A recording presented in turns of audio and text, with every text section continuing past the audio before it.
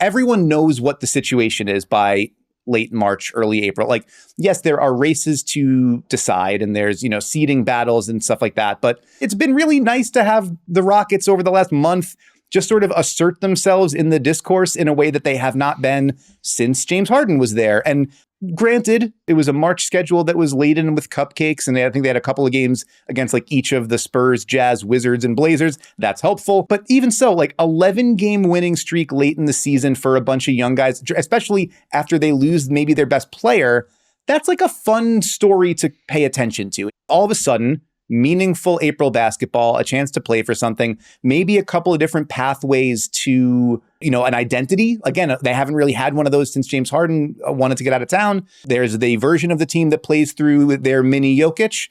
There's the version of the team that is 5 out with wings and athletes all over the place and bombs threes and plays fast. They have the ability to kind of go in whichever direction they want to there.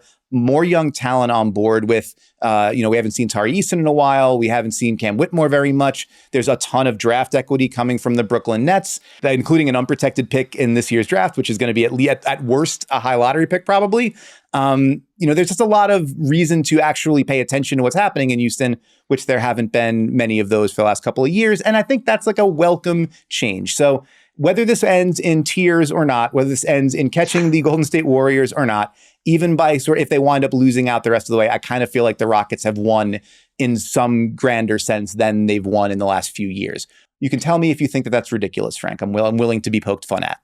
So the fact that the Rockets are now legitimately fun and interesting and are not featuring James Harden. Thank God they didn't re-sign him last summer, which feels like a million years ago. Wow, yeah. I'm very much all in on this next version of the Rockets. And one of my biggest kind of what ifs of the summer was, what if Ime Udoka doesn't take the Rockets job immediately at the beginning of May? I think he took that job maybe a couple days before the Bucks officially fired Mike Budenholzer. We'll never know, but I think he would have been a great fit in Milwaukee. And instead, we had a much more eventful summer and fall and winter than we probably bargained for in Milwaukee.